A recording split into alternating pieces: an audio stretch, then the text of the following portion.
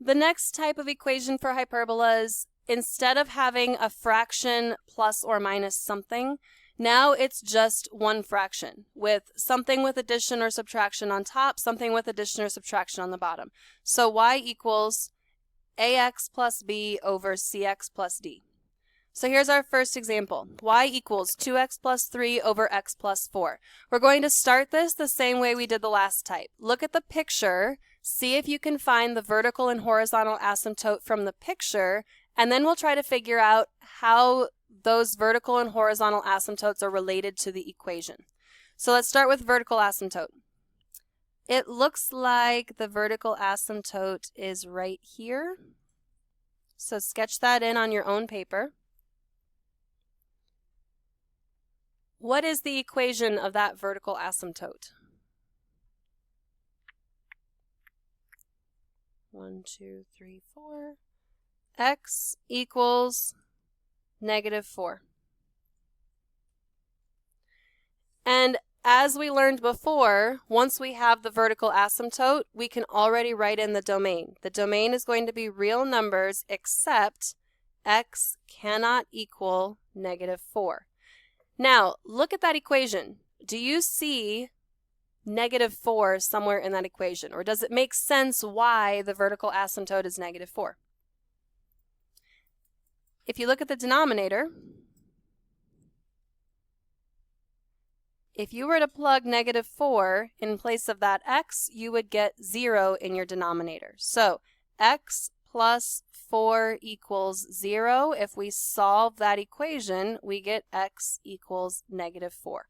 So whatever value of x would make the denominator equal 0, that is still going to be your vertical asymptote. So do you see how that's exactly the same as the last type that we just saw? Whatever makes the denominator equal 0, that's your vertical asymptote. Your horizontal asymptote. In this picture, we can look for the spot where the two graphs don't cross. That is y equals 2. Do you see 2 anywhere in this equation? Where is it? It's in front of the x on the top. Now, I'm going to give you a little bit of a hint here. What number is in front of the x on the bottom? A 1. The horizontal asymptote is actually the two coefficients, a over c. So over here, I'm going to write that the horizontal asymptote is a over c.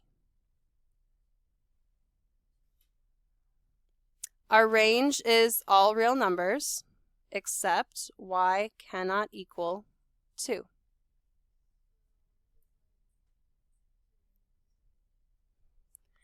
So if a was 2 and c was 3, if it was 2x blah blah blah over 3x blah blah blah, your asymptote would be at 2/3, which might kind of stink. So hopefully it's not like that, but sometimes it could be. So now that we've figured that out for number 4, I would like you to pause the video and try number 5 on your own using the equation more than the graph. So use the equation and try to figure out the vertical and horizontal asymptote and the domain and range. You can use the graph to check what you think your answers are.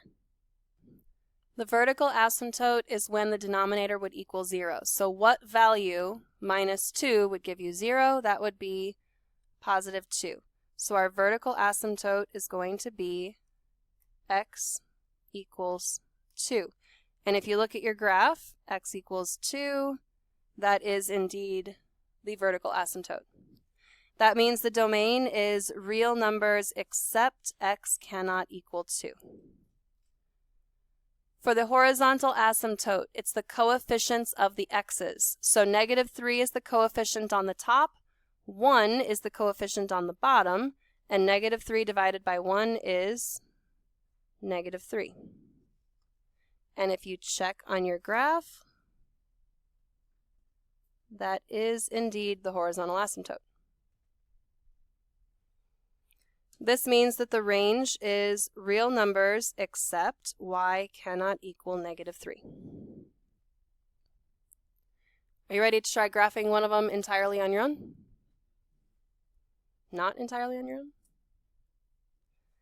So go to number 6 at the bottom of the page.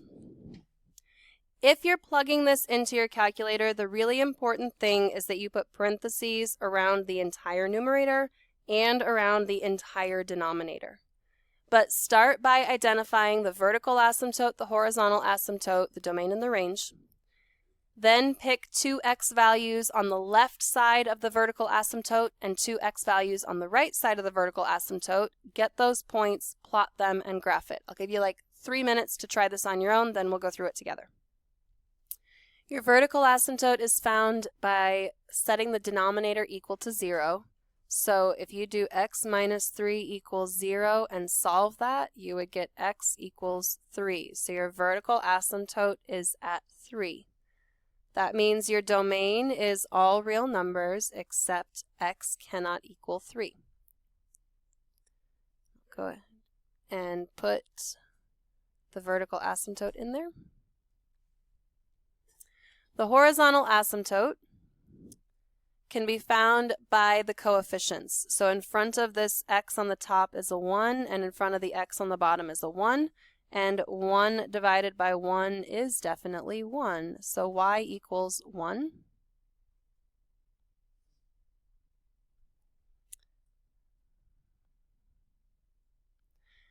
You want to choose x values, 2 x values left of the vertical asymptote. So the vertical asymptote is at 3. I'm going to choose 2 and 1.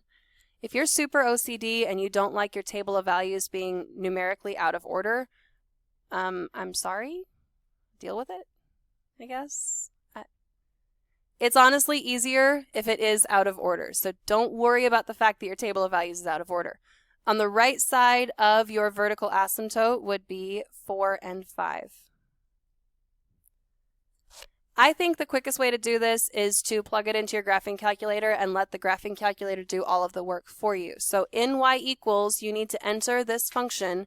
Just remember, you need parentheses around the entire numerator and parentheses around the entire denominator. Then you go into the table,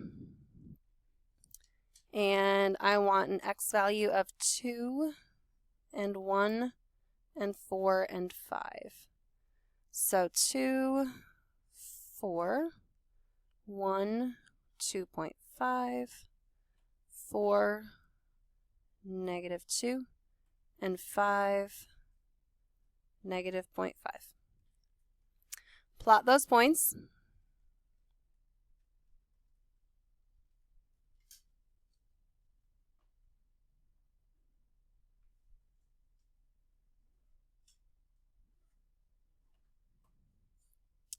And if you're looking at these points and thinking, wow, this really doesn't give me a whole lot of information, you have the table of values available to you in the calculator. If you want to record a couple more points, you can.